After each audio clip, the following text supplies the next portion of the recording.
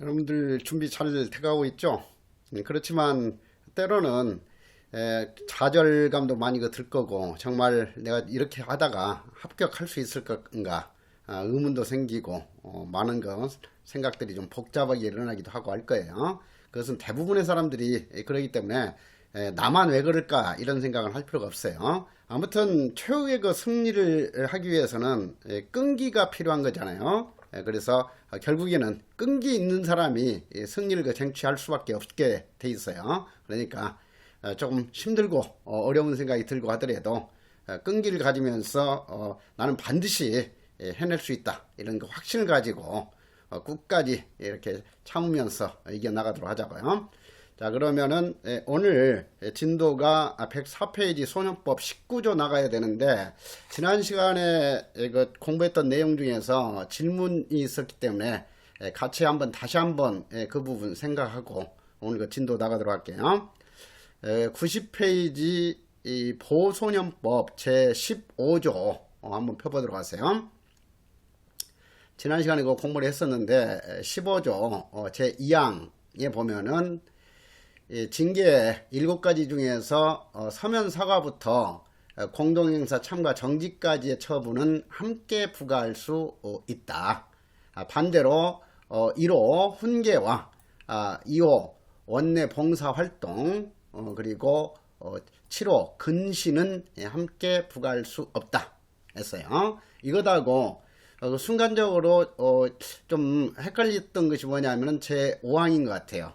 5항 보면은 근신은 분명히 다른 징계하고 함께 부과할 수 없다 이렇게 공부를 했는데 5항이 보니까 근신 처분을 받은 그 보소년 등에게는 그 기간 중 제 4호 텔레비전 시청 제한에서부터 제 5호 단체 체육활동 정지, 6호 공동행사 참가 정지까지의 처우 제한이 함께 부과된다 했기 때문에 이 근신도 분명히 이렇게 5항에서는 함께 부과된다고 했는데 왜 근신은 다른 징계하고 함께 부과할 수 없다고 해야 되느냐, 이 의문인 것 같아요.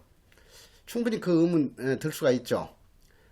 그러니까 이것은 어떤 거냐면은 이 훈계나 원내 봉사활동 근신, 이것은 어떤 아이가 소년원이나 소년분류심사원에서 징계 받을 그런 행동을 했을 때 훈계를 결정했으면 훈계만 결정해야지 다른 것하고 함께 할 수 없다는 거야. 훈계와 원내 봉사활동 이 일에 찬다 이렇게 동시에 할 수가 없다는 거예요. 훈계면 훈계 한 가지, 원내 봉사활동이면 원내 봉사활동 하나만 결정해야 된다. 근신도 마찬가지예요. 근신은 가장 무거운 징계이기 때문에 그 근신하면서 다른 것까지 같이 곁들여서 부과할 수 없다 하는 거예요. 그리고 제 5항에 있어서는 이 근신은 내가 이 얘기했듯이 혼자서 독방에서 이렇게 일정 기간 동안 반성하면서 지내도록 하는 그런 거 징계잖아요. 그러니까 무거운 그런 거 규율 위반 행위를 해가지고 지정된 실안에서의 근신 10일에 처한다 이렇게 결정했다고 생각해 보세요. 그러면 10일 동안 거기 홀로 지내는 그 방에는 텔레비전도 갖춰져 있지 않고, 그리고 외부에서 어떤 공연 온다고 하더라도 공동행사 참가 시키고 하면은 그런 거 근신시키는 의미가 없어지는 거예요. 그래서 텔레비전 볼 수 없도록 하는 거고, 단체 체육 활동도 하지 못하도록 하고, 그리고 이런 공연이 왔을 때라든가 이럴 때도 참가하지 못하도록 하고 있죠. 자, 그래서 이 공동행사 참가 정지 이런 것은 이 근신 처분 받은 그 기간 동안에는 자동적으로 그 징계의 효과가 나타나는 거예요. 곁들여서. 그러니까 동시에 부과해서 그런 게 아니라 근신 처분 하나 가했는데 당연히 공동행사 참가 정지라든가 TV 시청 제한이라든가 단체 체육활동 정지, 이것이 자동적으로 그 기간 동안에는 함께 나타난다 이 의미예요. 그런데 만약에 근신을 함께 부과할 수 있다면은 뭐냐면은 근신 10일에 처하며 거기에 한 가지 곁들여서 단체 체육 활동 정지 5일에 처한다 이렇게 하게 되면 근신 처분 받은 주에 또다시 5일을 연장해 가지고 단체 체육활동 정지를 받아야 되는 거예요. 그러니까 그렇게 할 수 없다는 거야. 근신은 딱 한 가지만 하는 거예요. 그렇지. 이 근신 했을 때 근신과 함께 자동적으로 나타나는 그 효과하고 착각해서는 안 된다 하는 거죠. 그래서 그 이항에 있어서는 훈계, 원봉, 근신은 각각 하나씩만 이렇게 징계로서 결정해서 부과해야 된다. 그렇지. 훈계와 원내 봉사활동이라든가 훈계하면서 서면 사과를 동시에 이렇게 부과한다든가 이렇게 할 수 없다 하는 거예요. 그래서 그 점 주의하도록 하자 하는 거. 근데 지금 텔레비전 시청 제한하고 단체 체육활동 이것은 동시에 할 수 있는 거예요. 단체 체육활동 정지 5일에 처하며 그 다음에 공동행사 참가 3일에 처한다 이런 식으로. 그래서 그 점을 좀 헷갈리지 않도록 하자는 거예요. 자, 그렇게 이해하도록 하고, 그 다음에 104페이지 소년법 19조 한번 펴보도록 하세요. 그리고 지금 계속 여러분들 이렇게 이런 그 문제들 그때그때 바로바로 미루지 말고 정확하게 공부를 해나가도록 하세요. 뒤로 미뤄지면 안 돼. 그러니까 미루지 말고 꾸준히 이렇게 해나가야만 확실하게 합격이 이루어질 수 있다 하는 거죠. 자, 104페이지 제19조 보시죠. 이제는 보소년법이 아니라 소년법 제19조예요. 그래서 소년법에 있어서 보호처분의 심리 절차를 보시도록 하자. 자, 19조 보시니까 심리 불개시 결정 이렇게 돼 있고 20조에는 심리 개시 결정이라고 돼 있어요. 그래서 심리 불개시 결정의 요건이 무엇인지 한번 보시도록 하자고요. 소년부 판사는 송치서와 조사관의 조사 보고에 따라서 사건의 심리를 개시할 수 없거나, 그래서 그 사건을 이렇게 맡아가지고 보니까 그 아이가 행방을 알 수 없도록 어디로 도주하고 있다. 이러면은 개시할 수가 없잖아요. 그리고 직구준 행동을 했는데 그 직구준 행동 이것은 국가에서 보호처분할 정도로 심각한 사건이 아니다. 이렇게 판단 내릴 수가 있죠. 그래서 이런 거 일시적으로 그런 거 직구준 행동 했다면은 그런 정도라면은 구태여 개시할 필요가 없다고 이렇게 판단할 수 있죠. 그래서 이렇게 개시할 수 없거나 개시할 필요가 없다고 인정하게 되면 심리를 개시하지 아니한다는 결정을 내린다. 근데 이런 거 심리를 개시하지 않겠다는 거 결정을 내리는 순간 보호사건 절차, 소년부에서 그 사건 절차는 완전히 끝나는 거예요. 그렇기 때문에 이 심리 불개시 결정은 중간적인 결정이 아니라 종국 결정이다. 보호처분 절차를 끝내는 결정이다. 이 뜻이에요. 종국 결정은. 자, 그래서 이런 거 결정이 내려지면은 사건 본인에게만 알리는 게 아니라 소년에게만 알리는 것이 아니라 보호자에게도 함께 알려야 된다 하는 거예요. 그래서 앞으로 그 시험에서 사건 본인 또는 보호자에게 알려한다. 이렇게 바꾸는 함정 주의하도록 하세요. 그리고 이 항에 있어서 심리 불개시 결정했을 때 그 후속 조치를 규정하고 있죠. 사안이 가볍다는 이유로 심리를 개시하지 아니한다는 결정을 할 때예요. 그렇지 심리를 개시할 수 없어서 심리를 개시하지 아니한다는 결정을 할 때는 해당되지 않죠. 사안이 가볍기 때문에 다소 직구준 행동이긴 하지만 구태여 보호처분을 할 필요까지 없다고 판단해가지고 심리 불개시 결정 할 때는 소년에게는 훈계할 수 있고 보호자에게는 소년을 엄격히 관리하거나 교육하도록 고지할 수 있다 하는 거예요. 그래서 여기서 시험에 있어서는 이 사안이 가볍다는 이유로 심리를 개시하지 아니한다는 거 결정을 할 때는 소년과 보호자에게 훈계할 수 있다 이렇게 바꾸는 함정이 출제될 수 있죠. 그래서 훈계 대상과 엄격한 관리 교육 하도록 고지하는 것 대상은 구분돼야 된다. 보호자에게는 엄격하게 관리하거나 교육하도록 고지할 수 있다이지 보호자에게까지 이 소년부 판사가 이렇게 훈계할 수는 없는 거죠. 자, 그래서 그 점을 좀 주의하도록 하고, 그리고 사망에 있어서 심리 불개시 결정이 있을 때에는 18조 임시조치는 당연히 더 이상 유지할 필요가 없기 때문에 임시조치는 취소된 것으로 본다 하는 거예요. 자동적으로 취소되는 거예요. 그렇지 취소한다도 아니죠. 취소된 것으로 본다. 취소할 수 있다도 아니고. 자, 그래서 그 점 주의하도록 하고, 당연히 보호사건 절차가 이제 완전히 끝내버렸기 때문에 뭐 임시조치라든가 이런 것은 더 이상 뭐 유지시킬 필요가 전혀 없는 거죠. 그렇기 때문에 심리 불기시 결정을 한 경우에는 임시조치는 취소된 것으로 본다. 법에 의해서 자동적으로 취소된 것으로 보아버리는 거죠. 자, 그 다음에 사항에 있어서 소년 판사는 소재가 분명하지 아니하다는 이유로 심리를 개시하지 아니한다는 그 결정을 받은 소년의 소재가 밝혀진 경우에는 그 결정을 취소해야 된다 하는 거. 그러니까 심리 불개시 결정을 취소해야 한다 이 뜻이잖아요. 여기서는 행방을 알 수 없어가지고 어디로 도주해가지고 이렇게 심리 개시할 수 없는 요건 때문에 심리 불개시 결정을 내렸다가 그 아이가 이렇게 발견이 됐다, 검거가 됐다 했을 때는 당연히 이러한 심리를 개시하지 아니한다는 그 결정을 받은 그 소년의 소재가 밝혀지면은 그 결정, 즉 심리 불개시 결정을 취소해야 한다 하는 의미예요. 그래서 그런 그 의미만 19조에서는 정확히 알아두고 시험과 관련해서는 특히 그 2항을 정확하게 이해하도록 하자. 그리고 20조 심리 개시 결정 하면 이제 그때부터 본격적으로 소년부에서 심리가 이제 시작이 되는 거죠. 자, 그래서 심리 개시 결정 내렸을 때 1항 소년부 판사는 송치사와 조사관의 보고에 따라서 사건을 심리할 필요가 있다고 인정하면 심리 개시 결정을 하여야 한다. 그러니까 이 심리 개시 결정 이것은 요건을 구비했다면은 심리할 필요가 있다고 인정하면은 심리 개시 결정을 할 수 있다가 아니라 해야 한다죠. 당연히 의무적으로 심리를 시작해야 되는 거예요. 그리고 2항에 있어서 이 결정도 역시 본인과 보호자에게 동시에 알려야 한다 하는 거.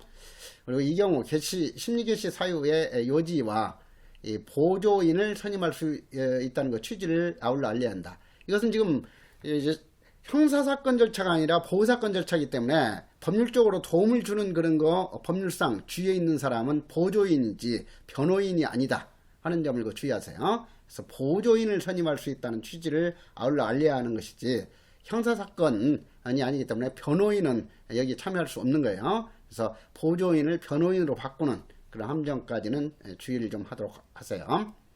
21조 심리 기일의 지정.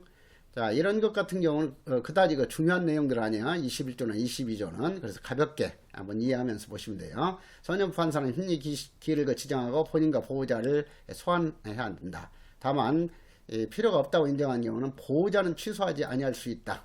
소환하지 아니할 수 있다 하는 거. 그래서 이 보호자는 소환하지 아니할 수 있다지 이 소년을 소환하지 아니할 수 있다는 있을 수가 없죠. 소년부에서 이 일탈적인 그런 행동을 한 그 비행 소년에 대해서는 당연히 소환해 가지고 조사를 해야죠. 그렇지만은 그 부모까지 반드시 함께 조사할 필요가 없는 경우, 이런 경우에는 보호자는 소환하지 아니할 수도 있다 하는 거. 자, 그래서 그 점을 좀 이해하고, 그리고 보조인이 선정된 경우에는 보조인에게 심리 기일을 알려야 한다.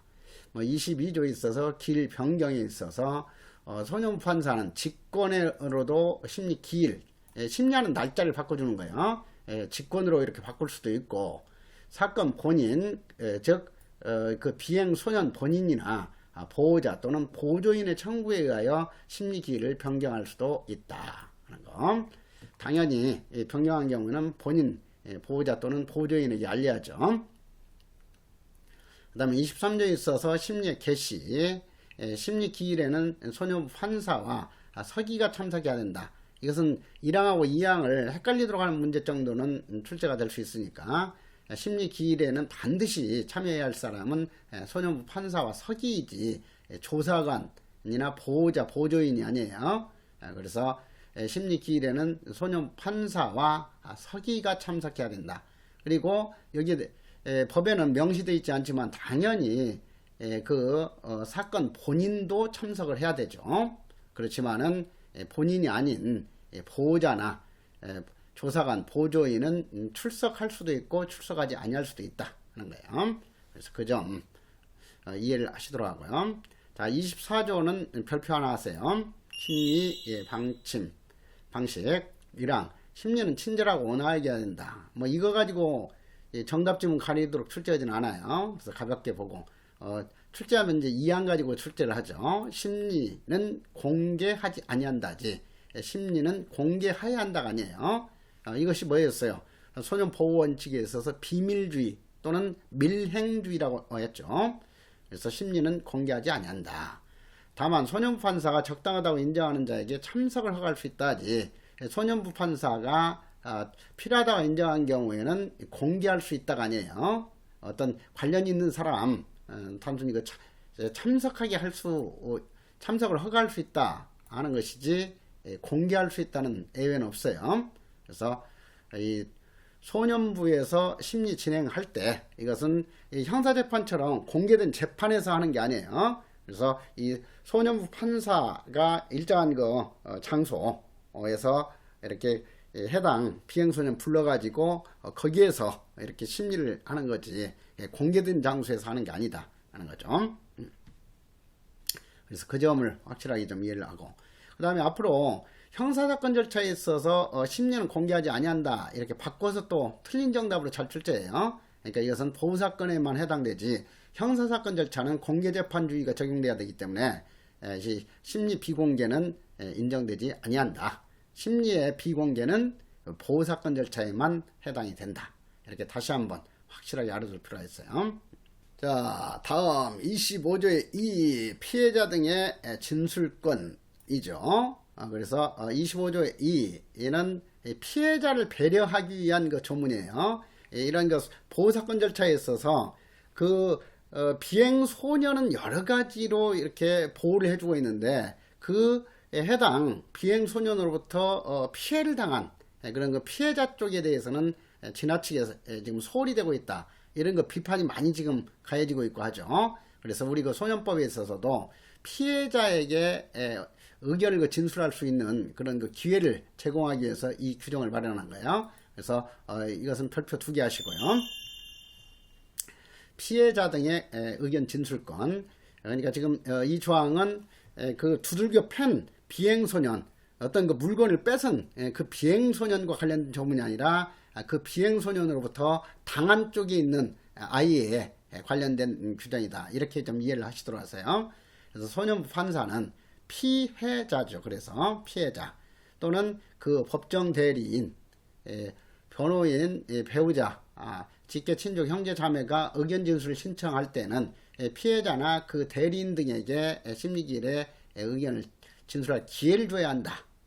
줄 수 있다가 아니야. 원칙적으로 이 피해자를 어떤 그 절차에 참여시켜 가지고 피해자의 의견을 충분히 듣기 위한 그 규정이기 때문에 의무적으로 이 진술할 기회를 주도록 명시하고 있다.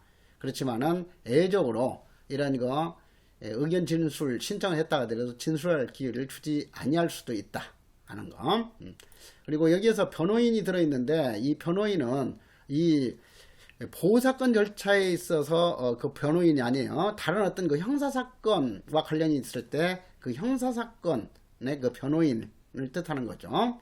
자, 그래서 뭐 이 보호사건 절차에 있어서 변호인 들어있다고 해서 그 규정이 무조건 틀린 내용이 아니다 하는 것은 그런 점에서 좀 이해할 필요가 있어요. 그러니까 그 비행 소년에 대해서 법률적으로 여러 가지 조언도 하고 도와주기 위해서 참여하는 사람은 보조인이죠. 그런데 25조에 있어서는 그 해당 비행 소년에 관련된 규정이 아니다 하는 점에서 좀 이해를 할 필요가 있어요.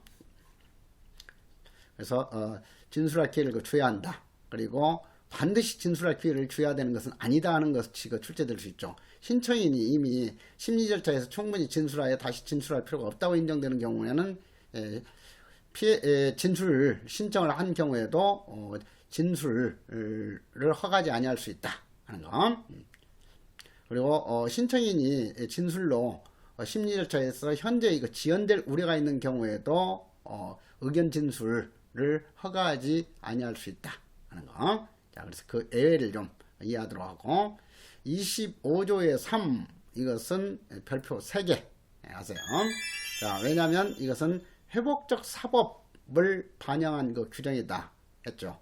그래서 이 회복적 사법 오늘 객관식 그 강의에 있어서 소년 교정 모형 해가지고 바톨라스와 밀러의 소년 교정 모형 4종류 해가지고 의료 모형, 조정 모형, 범죄 통제 모형, 최소 제한 모형 4가지 공부했어요. 그런데 이런 거 비행을 한 아이에 대해서 최근에 전 세계적으로 회복적 사법도 중요한 거 모델로서 적용이 되고 있고 하죠. 그래서 이 화해 권고 규정, 이것은 피해자 회복, 즉 피해자를 위해서 이렇게 마련한 규정이다. 손해배상을 받고 이렇게 하도록 하기 위해서 마련한 규정이 바로 이 화해 권고 규정이에요. 그래서 이 화해 권고, 이것은 이론이나 이제 이 객관식에서 공부하듯이 회복적 사법의 대표적인 모델 하게 되면은 양형 서클 모델, 가족 집단 회원 모델, 그리고 피해자 가해자 중재 모델, 피해자 화해자 중재 모델을 피해자 화해 모델이라고도 이렇게 불러요. 그래서 이것은 여기 화해자가 들어있듯이 회복적 사법 중에서도 피해자 가해자 회복 모델에 해당하는 그런 거 규정이다, 이렇게 이해할 수 있죠. 그래서 그 점을 이해하면서, 그래서 전 세계적으로 지금 피해자를 보호하는 방향으로 지금 나가고 있고, 그래서 어떤 거 절차 진행할 때 이 비행 소년만 보호할 것이 아니라 피해자도 확실하게 보호해 줘야 된다. 그래서 이 피해자가 당한 손해, 이것을 회복할 수 있도록, 원상 복구할 수 있도록 도움을 주는 그 규정이 바로 이 화해 권고 제도예요. 자, 그러면은 1항, 소년부 판사는 소년의 표명을 교정하고 피해자를 보호하기 위하여, 이게 지금 회복적 사법 이념을 반영한 거죠. 피해자를 보호하기 위하여 필요하다고 인정하면은 소년에게 피해 변상 등 손해배상 이제 하도록 하는 거예요. 그래서 피해 변상 등 피해자와의 화해를 권고할 수 있다. 너 지금 소년원에 이렇게 갈 수밖에 없는 이런 거 비행 행위인데, 네가 피해자에게 충분히 손해배상하고 치료비도 배상하고 위자료도 이렇게 배상하고 용서를 구해라. 그래서 그 피해자로부터 이 용서한다는 승낙을 받으면은, 그래가지고 이렇게 화해를 하게 되면은 너는 보호관찰 정도로 이렇게 줄여서 결정받을 수도 있다. 이런 식으로 해가지고 화해 권고하는 거죠. 그래서 이 소년부 판사가 소년의 표명을 교정하고, 이건 부수적인 효과예요. 그러니까 이렇게 진정으로 뉘우치도록 해가지고 손해배상도 하고 하게 되면은 훨씬 더 그 해당 소년을 교정하는데도 실질적으로 도움이 되는 거죠. 그래서 이 소년의 표명을 교정하고, 그리고 그것보다도 이 피해자를 보호하기 위해서 필요하다고 인정하면은 이 피해 변상 등 손해배상 등 피해자와의 화해를 권고할 수 있다 하는 건, 화해를 권고해야 한다는 아니에요. 소년부 판사의 의무 규정이 아니다. 상황을 봐가지고 그 해당 소년이 충분히 그 뉘우칠 수도 있고, 그리고 피해자에게 신속하게 이런 이 손해배상을 해주는 것이 더 중요하다고 이렇게 판단하게 되면 소년부 판사님께서 그런 것을 파악을 해가지고 화해를 권고하실 수가 있다 하는 거예요. 화해를 권고해야 한다가 아니라는 거, 그 점을 좀 주의하도록 하고, 그 다음에 이런 그 보호사건 절차에 있어서 화해 권고 규정이기 때문에 소년부 판사의 화해 권고지 검사의 화해 권고가 아니다 하는 점을 좀 주의할 필요 있어요. 그래서 이 검사와 관련해서 회복적 사법을 반영한 것이 피해자 보호법에 있어서 수사 중인 사건에 대해서 검사가 형사 조정에 회부할 수 있다 하는 그 제도죠. 그래서 검사의 형사 조정 제도와 소년부 판사의 화해 권고 제도가 회복적 사법 이념을 반영한 규정들이다. 이렇게 같이 종합적으로 이해할 필요가 있어요. 이항 보시면은 소년부 판사가 화해를 위하여 필요하다고 인정하면 기일을 지정해서 소년과 보호자 또는 그 참고인을 소환할 수 있다. 피해를 당한 쪽이 주로 이 참고인이겠죠. 그래서 반드시 이런 지정해가지고 소년이나 보호자 참고인을 소환해야 하는 것은 아니죠. 화해할 필요가 있다고 인정하면은 소환할 수도 있다. 자, 이항은 그렇게 중요한 내용은 아니고, 그 다음에 3항 보시면은 소년부 판사는 소년이 1항의 권고에 따라서 피해자가 화해했을 경우에는 보호처분 결정할 때 고려할 수 있다. 방금 예를 들었듯이 소년 송치 결정 내릴 정도의 심각한 비행인데 이 아이에게 보호관찰로 이렇게 낮춰가지고 결정을 한다든가 하는데도 고려할 수 있다 하는 거예요. 그래서 이렇게 손해배상을 해가지고 그 피해자에게 용서를 받고 해서 화해가 성립됐을 때에는 보호처분 결정할 때 이를 고려할 수 있다지, 보호처분 결정할 때 의무적으로 고려해야 되는 것은 아니다 하는 거. 그리고 보호처분 결정할 때 유리하게 참작돼서 안 해야 된다 하는 것도 아니죠. 자, 그래서 어떤 처분 받았을 때 대상자에게 유리하게 참작해서는 아니 된다 하는 것이 공부 많이 한 사람은 떠오를 수도 있을 텐데, 전자장치 부착법에서 전자장치 부착명령하고 성충동 약물 치료명령에서 성충동 약물 치료명령의 경우에는 그 성충동 약물 치료명령 받은 거나 전자장치 부착명령 받은 것이 양형에 유리하게 참작해서는 아니 된다는 명문 규정이 있어요. 그래서 그것하고 헷갈리지 않도록 하기 위해서 이 틀린 선지를 함께 제시해 준 거예요.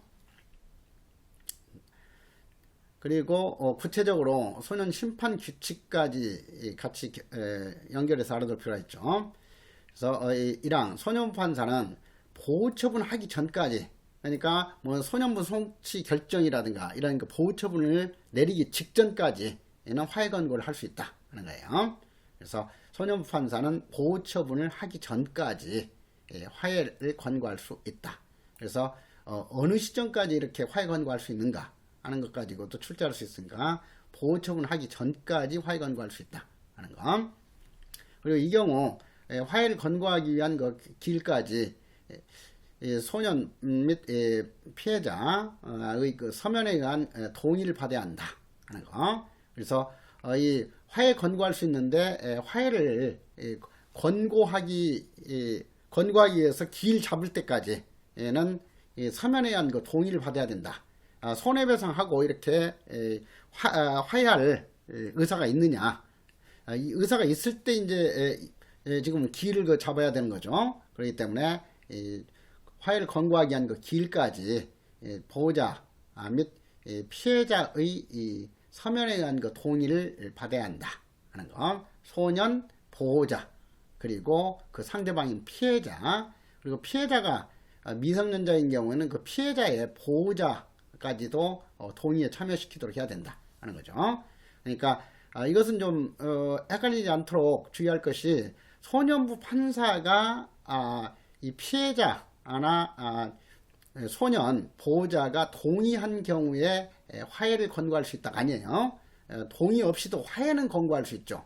여기 보면은 소년부 판사는 소년의 그 품행을 규정하고 피해자를 보호하기 위해 필요하다고 인정하면은 직권으로 이 뜻이에요. 뭐 동의를 받아서가 아니라 직권으로 소년에게 피해 배상 및 피해자와의 화해를 권고할 수 있다. 이지 그 소년과 보호자의 동의를 받아서 화해를 권고할 수 있다 아니에요. 그래서 화해 권고는 소년부 판사가 직권으로 결정하지만 길 잡을 때에는 그 길에 참석할 것이냐, 실제로 손해배상 할 것이냐, 이런 의사를 파악해가지고 자발적으로 이렇게 참여하도록 해야 돼요. 그렇기 때문에 이 화해를 권고 결정을 해가지고 소년부 판사가 화해 권고 결정해서 화해를 권고하기 위한 그 길을 잡을 때 길까지 소년 보호자 그리고 피해자에게 서면 동의를 받아야 된다 하는 거. 그리고 2항 소년 보호자 및 피해자는 화해 권고 절차가 종료할 때까지 동의를 했다가 다시 동의를 철회할 수 있다. 동의를 취소할 수 있다 하는 거예요. 그래서 이 엄격하게는 법률 용어로는 철회하고 취소가 다른 의미예요. 그렇지만은 이것은 그냥 가볍게 알아두도록 하세요. 그러니까 뭐 정확히 말하면은 취소라는 것은 어떤 효력이 나타난 이후에 그 사후에 뒤에서 이렇게 앞에서 효력이 발생됐던 것을 없애는 것이 취소예요. 그리고 철회라는 것은 어떤 효과가 나타나기 전에 그것을 더 이상 유지하지 않겠다 이렇게 하는 것이 철회고, 그러니까 지금 소년 보호자 및 피해자는 화해 권고 절차가 종료될 때까지, 화해 종료가 완전히 끝나버리면 그 뒤에 하는 것은 취소죠. 그래서 화해 권고 절차가 종료될 때까지 자발적으로 이렇게 철회할 수도 있다, 동의를 철회할 수 있다 하는 거예요. 그래서 이것은 그 기출문제로도 그 출제됐듯이 소년 심판 규칙의 내용까지 같이 정확하게 알아둘 필요가 있다. 그래서 이 25조의 3과 관련된 내용은 앞으로도 자주 출제할 조문이에요. 그리고 소년 심판 규칙, 20, 화해 권고 기간. 그래서 소년 판사가 스스로 화해를 권고하거나 화해 권고에 관한 사무를 처리하는 사람으로 하여금 화해를 권고하게 할 수 있다. 이게 바로 뭐냐 하게 되면은 피해자 가해자 중재 모델에서 중재를 담당하는 사람이 바로 화해 권고에 관한 사무를 처리하는 그 사람으로서 하여금 화해를 권고하게 할 수 있다 하는 거죠. 그래서 소년 심판규칙 26조의 3을 보면은 더욱더 명확하게 이 소년법 25조의 3 이것이 피해자 가해자 중재 모델에 해당하는 내용이다 이렇게 알 수 있어요. 그렇게 보고 그 다음에 26조도 가볍게 보시면 돼요. 소년판사는 증인 신문하고 감정 및 통역 번역을 명할 수 있다. 그리고 소년법을 말하죠. 소년법 27조 소년판사는 검증 압수 수색을 할 수 있다. 직권주의이기 때문에 검사의 신청을 받아가지고 이렇게 하는 게 아니라 직권으로도 소년판사가 검증 압수 또는 수색을 할 수 있다 하는 거. 그리고 28조에 있어서 원조 협력, 소년판사는 그 직무에 관하여 행정기관, 학교 등의 원조와 협력을 요구할 수 있고 이런 그 협력과 원조를 요구받은 그 기관은 원칙적으로 거절해서는 안 되고 거절하는 경우, 예외적으로 거절하는 때는 정당한 이유를 제시해야 한다 하는 거. 그래서 28조도 가볍게 보시면 돼요. 그리고 29조는 별표 하나 하고 소년판사는 심리 결과 보호 처분을 할 수 없거나 뭐 도주했다든가 뭐 사망했다든가 뭐 이런 경우 보호 처분을 할 수 있는 요건을 구비하지 못하면은 보호 처분을 할 수 없죠. 그리고 할 필요가 없다고 인정하는 경우. 아까 심리 불개시 결정은 심리를 시작하기 전에 이렇게 검토해 보니까 아주 가벼운 사건이다 이런 경우죠. 그래서 근데 여기 29조에 있어서는 심리를 해본 결과 좀 심각한 그런 그 비해인 줄 알았더니 자세히 그 조사를 해보니까 다소 짓궂은 행동에 불과하다 이렇게 판단할 수도 있다 하는 거예요. 그러니까 심리가 끝난 후에 이렇게 할 필요가 없다고 인정할 때에도 심리 불처분 결정을 한다 하는 거죠. 그래서 소년판사는 심리결과 보호처분을 할 수 없거나 할 필요가 없다고 인정하면 그 취지를 결정하고 이 사건을 본인과 보호자에게 알려야 한다. 처분을 내리지 않겠다. 이제는 자유롭게 생활해도 된다 하는 거. 불처분 결정. 불처분 결정도 보호사건 절차가 완전히 끝나게 하는 그 결정이기 때문에 종국 결정이죠. 중간 결정이 아니라. 자, 그 점 가볍게 이해하시면 되겠고. 그리고 30조.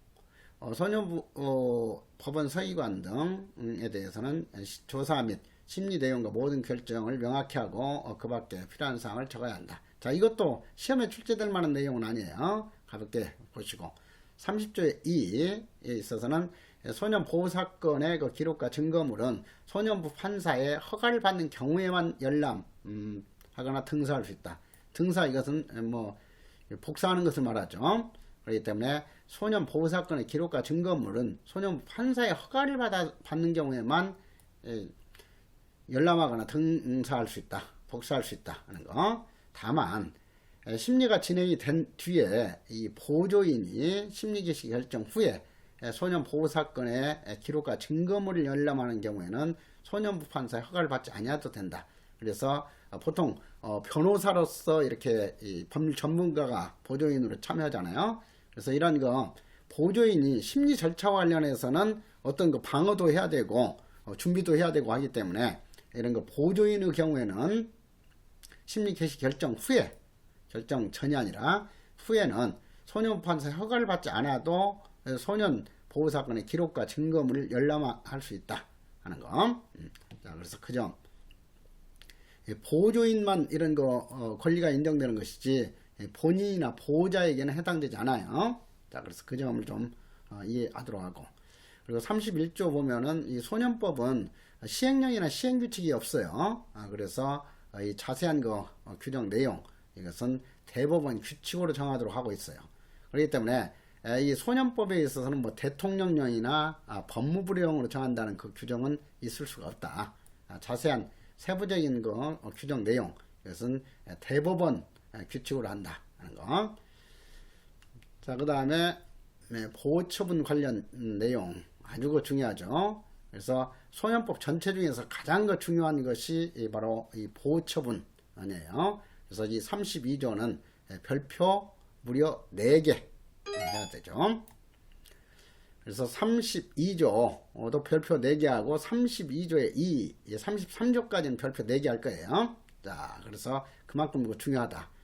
따라서 시험 출제는 보직 같으면은 반드시 한 문제에서 두 문제가 출제되는 것이 32조에서 33조까지고, 그리고 교정직 같은 경우에도 그 매년 한 문제씩 출제되고 있어요. 자, 그래서 32조 보호처분의 결정 보시면, 소년부 판사는 심리 결과 보호처분을 할 필요가 있다고 인정하면은 아주 심각한 그런 이 비행이나 범죄 행위를 했다고 인정한 경우겠죠.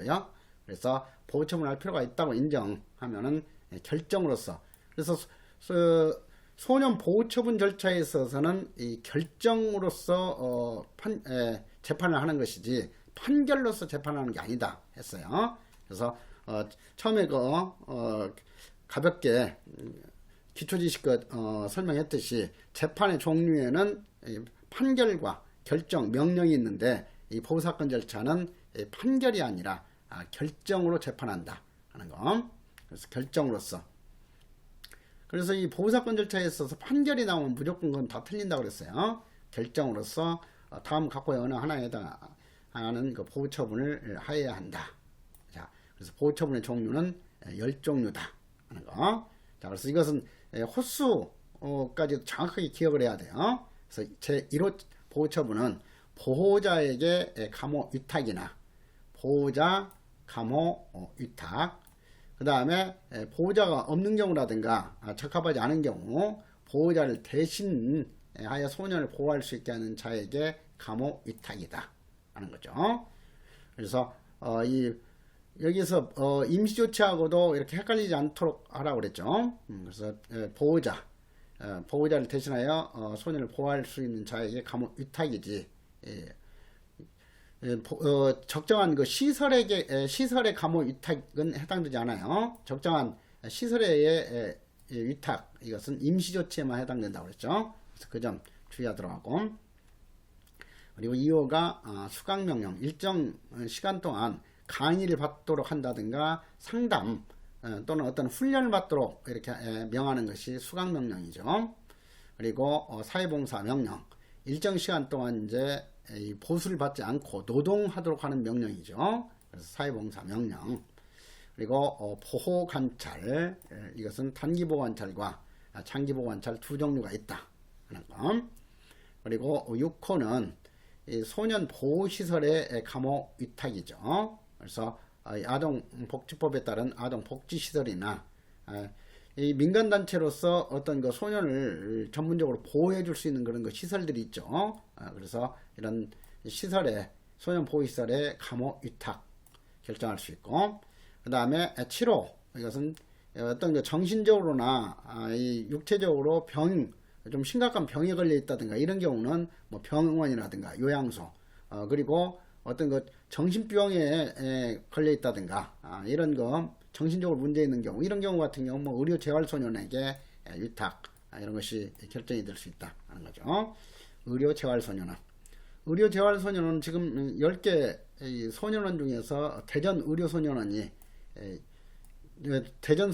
의료 재활소년원 기능을 지금 하고 있죠. 그리고 제8호 1개월 이내에 소년원 성취. 자, 여기 7호부터 10호까지는 자유가 완전히 박탈되는 그런 거 보호처분이에요. 그래서 의료 재활소년원의 위탁이나 소년원 성취, 단기 소년원 성취, 장기 소년원 성취의 경우에는 이런 그 소년 교도소에 들어가는 것처럼 완전히 뭐 자기 멋대로 외출한다든가 어떤 그 자기 자율적으로 거기서 생활한다든가 이런 것은 전혀 인정되지 않죠. 완벽하게 이제 그 규율에 따라서 일정 기간 동안 강제적으로 그 시설 내에서 생활하도록 하는 조치들이다 하는 거죠. 자, 그래서 7호부터 10호까지는 시설 내 처우에 해당하는 것이고 1호부터 6호까지는 사연의 처우에 해당하는 보호처분이다. 이렇게 구분할 수가 있어요. 그리고 여기 가로치고 이렇게 부수적인 내용까지 정리를 해놨는데 수강명령은 33조에 보면은 100시간 이내로 규정을 하고 있어요. 100시간 이내. 그리고 수강명령은 12세 이상 소년에게만 할 수 있지 10세, 11세 소년에게는 할 수 없는 것이 수강명령이다. 그래서 연령 제한이 있는 것이 수강명령.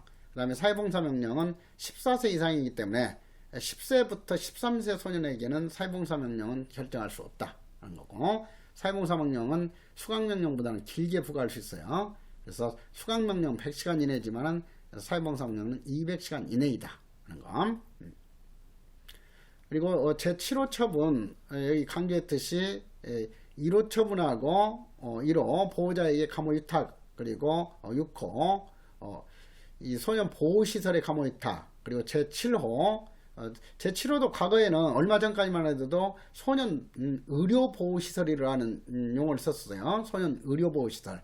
그런데 소년 의료보호시설 대신에 이제는 의료재활소년으로 용어를 바꿨다는 거예요. 그래서 의료재활소년에게 위탁. 이것은 소년 판사가 이 1호 보호자의 감호 위탁이나 소년 보호시설의 감호 위탁, 그리고 이 의료재활소년의 위탁은 직권으로도 연장할 수 있도록 규정하고 있다 하는 거예요. 자, 그래서 그것도 시험에 그 출제가 잘 되니까 1호, 6호, 7호는 소년 판사가 6개월 이내로 직권으로 연장할 수 있는 보호처분이다 하는 거. 그래서 직권으로 1차 연장 가능. 이것도 이거 중요해요. 직권으로 1차 연장 가능. 직권으로 1차 연장 가능. 6호도 그렇게 되어 있죠. 그리고 이 7호 병원요양소 의료재활소년은 방금 말했듯이 어떤 그 신체적으로나 정신적으로 심각한 상태에 있는 그런 아이이기 때문에 다른 보호처분하고 같이 부과할 수는 없어요. 그래서 병합은 인정되지 않는다.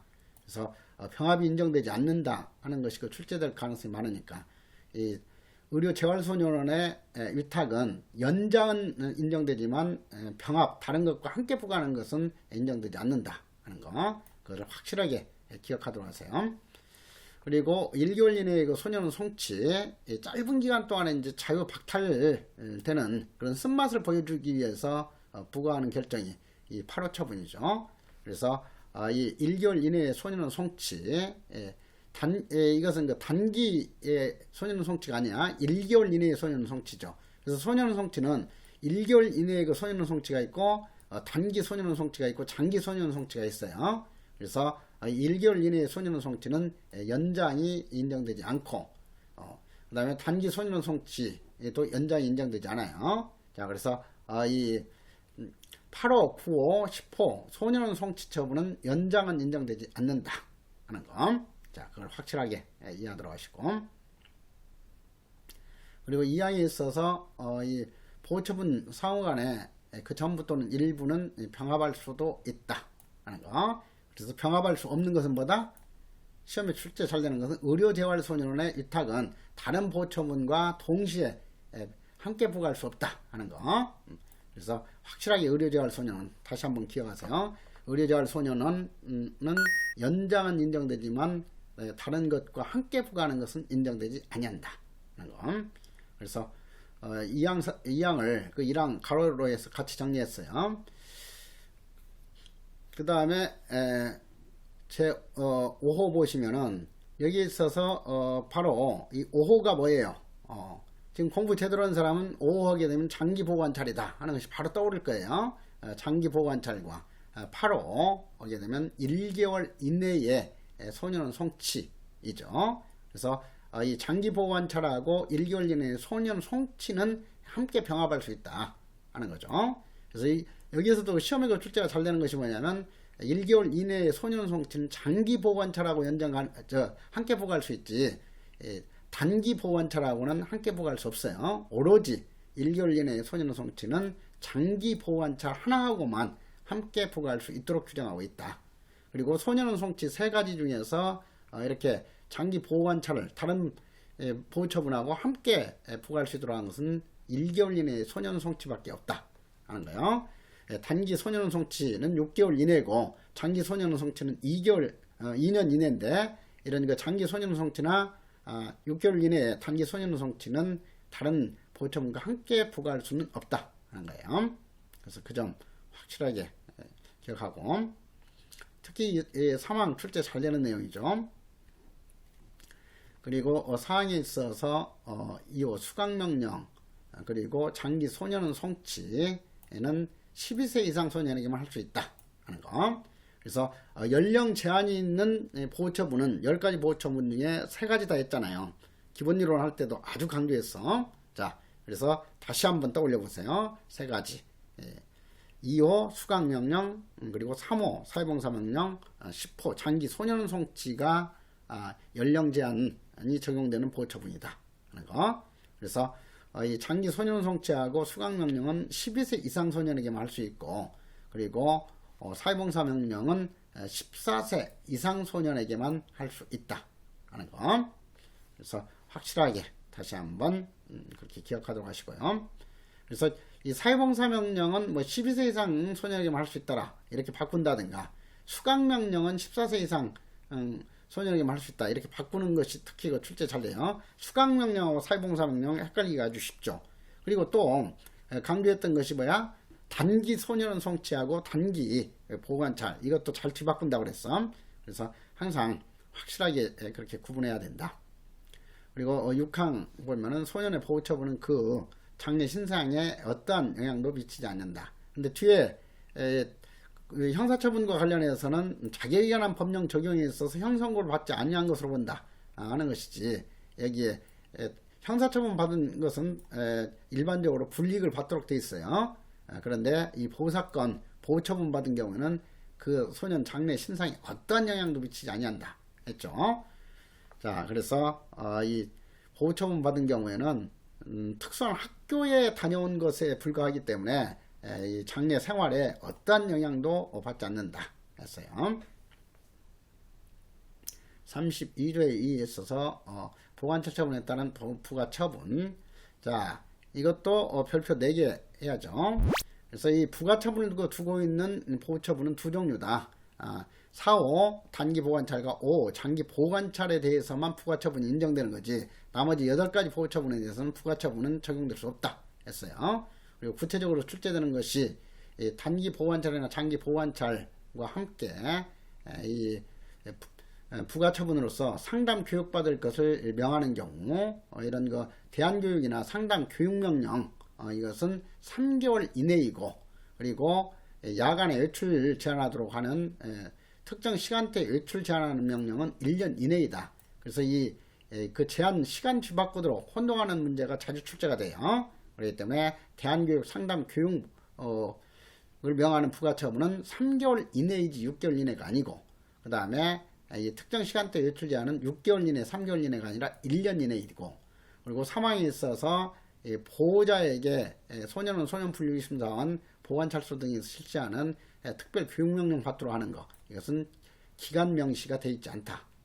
제한 명시가 되어 있지 않은 것이 보호자에 대한 특별 교육명령이다. 그리고 이 특별 교육을 명할 수 있다는 그 대상은 보호자이지 대상 소년이 아니에요. 그래서 소년부 판사는 가정 상황 등을 고려하여 필요하다고 판단되면 이 보호자에게이지 해당 소년에게 이 특별 교육 받을 것을 명할 수 있다가 아니라는 거, 그 점을 주의하세요. 보호자에게 이제 보호처분을 받은 소년에게 특별 교육 받을 것을 명할 수 있다가 아니다. 이것도 이 보호처분을 받은 소년으로 바꾸면 잘 혼동이 될 수 있는 내용이야. 그래서 확실하게 그렇게 알아두시더라고. 그러니까 항상 문제 소년의 배후에는 문제 부모가 있는 경우가 대부분이에요. 그렇기 때문에 그런 그 해당 소년만 이렇게 교정시켜 가지고는 제대로 본질적으로 교정될 수가 없기 때문에, 이런 그 문제 가정이라고 판단되는 경우에는 소년부 판사가 그 보호자 부모에게도 특별 교육을 명할 수 있다 하는 거. 그리고 기간 다시 한번 정리하죠. 그래서 1호 보호자의 감호 위탁, 6호 소년 보호시설의 감호 위탁, 7호 의료 재활소년원의 위탁, 이것은 기본적으로 결정되면 6개월이에요. 6개월 이내가 아니라 6개월로 딱 정해지는 거고, 그리고 연장할 때만 6개월의 범위 내에서, 그러니까 이 1호 처분, 6호 처분, 7호 처분 결정 내리면 자동적으로 그 기간은 6개월로 정해지는 거죠. 법에서 명시했으니까. 그리고 연장할 때는 소년 판사가 이 보호자에게 감호 위탁 결정해가지고 필요하다고 생각하면 3개월 연장할 수도 있고 6개월까지 연장할 수 있다. 근데 7개월부터는 연장할 수 없어요. 6개월 범위에서 한 번만 연장할 수 있으니까. 그래서 그 점을 이해하도록, 6개월 범위에서 한 번에 한해서지 두 번에 하나여 연장할 수도 있다가 아니다 하는 거. 그리고 3개월의 범위에서 한 번에 하나여 그 기간을 연장할 수 있다, 이런 식으로 또 바꾸겠죠.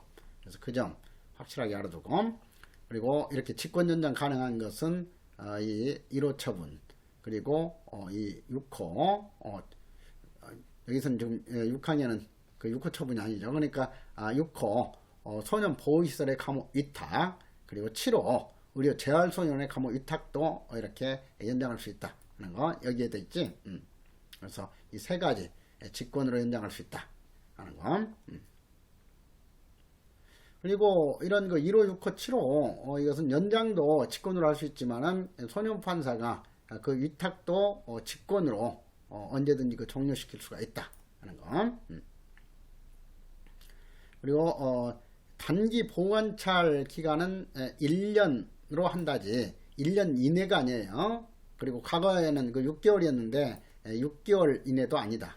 그래서 단기 보관찰 기간은 1년이고 장기 보관찰 기간은 원칙적으로 2년이지만 단기 보관찰은 연장되지 않는다 그랬죠. 그래서 단기자가 들어가면 인정되지 않는다, 이렇게 파악하라고 그랬어. 단기 보관찰이건 단기 소년원 송치건. 그래서 1년으로 한다.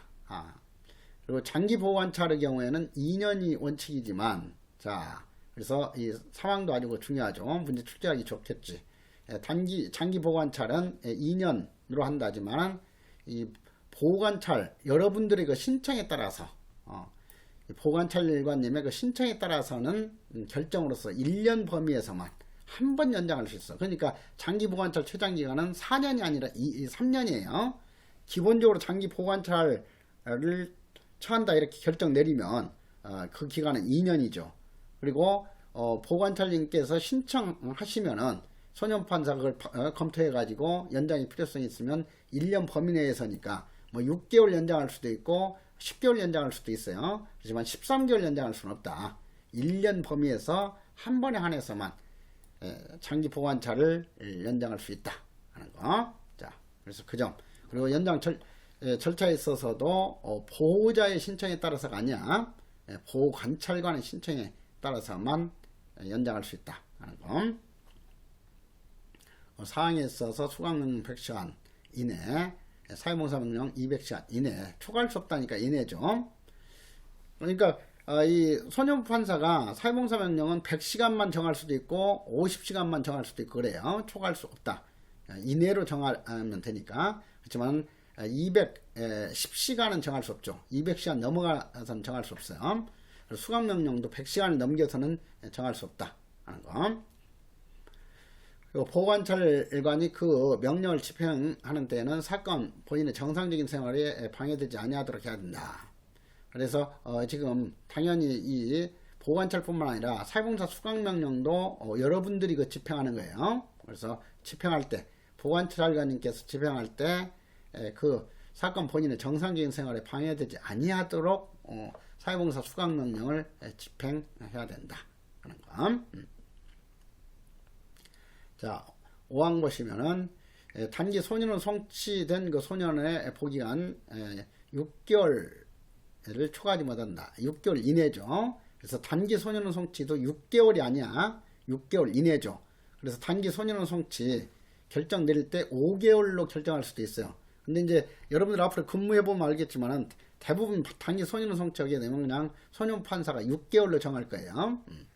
그래서 단기로 소년원 송치된 소년의 보호기간은 6개월을 초과하지 못한다. 6개월 이내이다.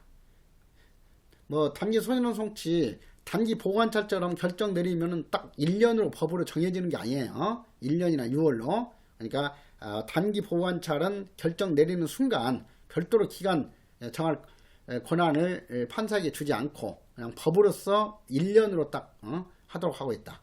그러나 이 단기 소년 송치는 소년부 판사가 6개월 초과하지 않는 범위 내에서 정할 수 있도록 한 거예요. 그래서 6개월로 한다가 아니라 6개월 이내이다. 이렇게 이해하고, 그리고 단기 보관찰 기간하고 헷갈리도록 하기 위해서 1년 초과하지 못한다. 이렇게 바꾸겠죠. 그 점 주의하고, 장기 소년 송치도 숫자는 똑같아. 장기 보관찰하고. 장기 보관찰은 2년으로 한다는데 장기 소년 송치는 2년 이내로 한다지 2년으로 한다가 아니에요. 그래서 그 점도 주의하고, 그래서 다시 한번 장기 소년 송치에 관한 내용인지 장기 보관찰에 관한 내용인지 항상 잘 구분하고, 단기 보관찰에 관한 내용인지 단기 소년의 송치에 관한 거 규정 내용인지 이것도 시험 문제 풀 때 헷갈리지 않도록 항상 잘 구분해라.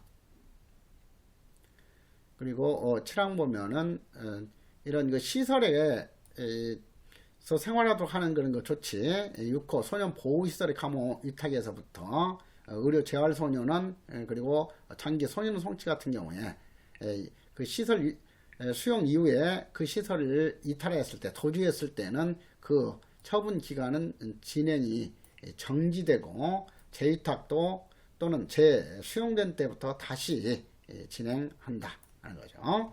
그래서 여기 재위탁이 들어있는 것은 제6호 소년 보호시설의 감호 위탁이죠. 그래서 민간 그 소년 보호시설에서 생활하도록 했는데 거기에서 이제 도주했다라든가 이런 경우에 다시 잡아들여서 재위탁 하게 되면은 그때부터 다시 그 기간이 진행이 된다 하는 거.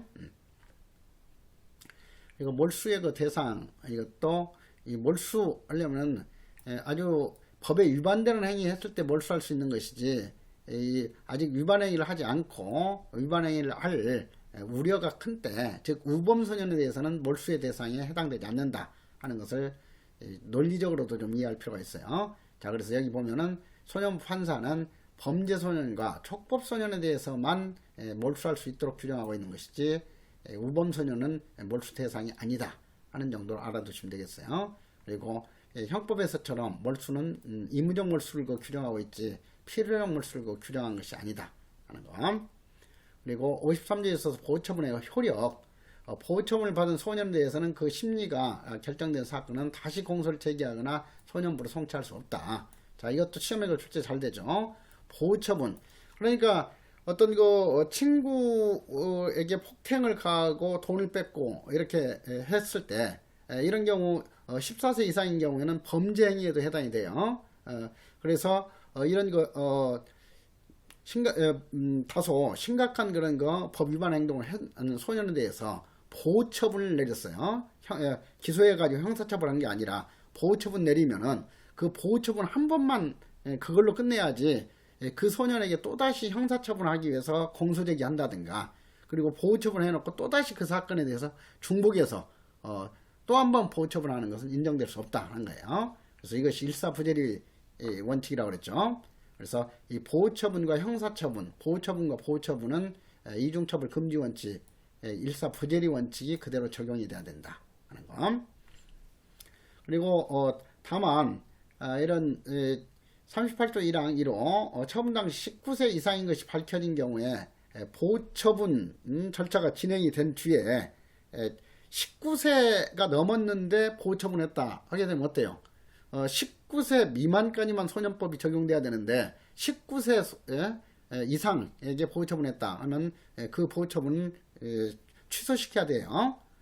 의무적으로 취소를 해야죠. 요건이 구비되지 않았기 때문에. 이 경우에는 그런 거 19세가 넘어가지고 보호처분 거 취소시켰는데 그대로 방치할 수가 없죠. 이미 범죄 행위를 한 아이인데, 그리고 소년도 아니야. 19세가 넘어섰으니까 성이냐. 그렇기 때문에 이 경우에는 보호처분 취소했다 하더라도 공소를 제기할 수 있다 하는 거예요. 그래서 유일하게 이렇게 보호처분이나 보호처분 취소를 한 이후에 공소를 제기할 수 있는 것은 19세 이상인 그런 거 사람이 보호처분 받아가지고 취소된 경우에만 공소를 제기할 수 있다 하는 것. 그 외에는 보호처분 받은 아이에 대해서 또다시 보호처분할 수도 없고, 보호처분 받은 아이에게 공소 제기해가지고 형벌 부과할 수도 없다 하는 것을 알아둘 필요가 있어요. 자, 그래서 오늘은 아주 중요한 이 보호처분법 규정 공부했으니까 여기까지 하고, 그 다음에 좀 공지를 할 것이 뭐냐 하게 되면은 지금 내가 객관식 강의에서도 이렇게 말씀을 드렸는데, 다음 주 월요일 날 11월 20일부터 정확하게는 12월 12일까지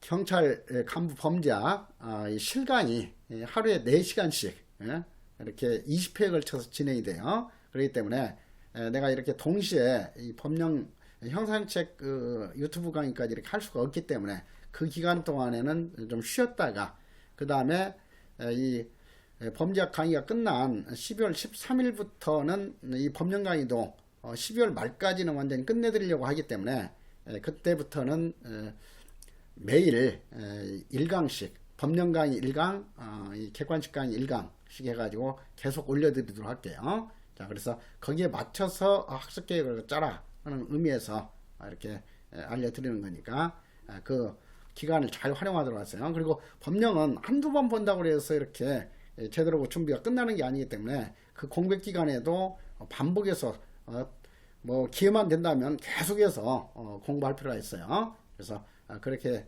준비를 좀 해나가도록 하고, 그 다음에 지금 이미 그 말씀을 드렸듯이 1단계 기본 강의가 지금 11월 1일부터 해가지고 비공개되고 있죠. 그런데 우리 그 학생들이 그 기본 강의도 도움이 많이 됐고 했는데 이렇게 좀 다시 한번 볼 수 있으면 좋겠다 이런 거 요청도 많고, 그래서 그 배려하기로 한 그 학원에게도 내가 양해를 구했어요. 그래서 그 2달 동안 지금 무료 강의를 하지 않으니까 그 학원에도 이렇게 수강생 모집이 어느 정도 좀 잘 된다고 그래요. 자, 그래서 그 정도 이렇게 배려를 했으니까 우리 학생들도 생각해야 되니까 24년 1월 1일부터는 그 기본 강의 이것은 다시 공개를 하겠다. 그때도 무료로 공개할 거예요. 그렇지 유료 공개는 아니야. 그러니까 혹시 이 기본기가 좀 너무 부족하다 싶으면은 그때 다시 공개해 주면은 그것은 처음부터 끝까지 들을 필요가 없어요. 자기 부족하다가 느끼는 그런 부분만 이렇게 선택해 가지고 그런 부분들을 다시 한번 보충해서 들으면은 도움이 많이 되고 할 거예요. 자, 그래서 이 기본 강의도 24년 1월 1일부터는 다시 유튜브 무료 강의로 공개를 해 놓도록 하겠다. 그런 것들을 염두에 두면서 앞으로 좀 잘 활용해 가지고, 아무튼 나도 이렇게 여러분들을 최선을 다해서 강의해 드리는 것이 여러분들 정말 이제는 인생이 그 주변인에서 더 이상 머물지 말고 확실하게 합격해 가지고 멋지게 주인공으로서 행복하게 살아가도록 하는데 도움을 주기 위한 거예요. 그러니까 다소 어렵고 힘들더라도 이 나머지 기간 동안에 치열하게 열심히 효율적으로 해가지고 내년 24년에는 반드시 합격을 이루어서 멋진 생활을 해나가도록 하세요. 자, 오늘도 수고 많았어요.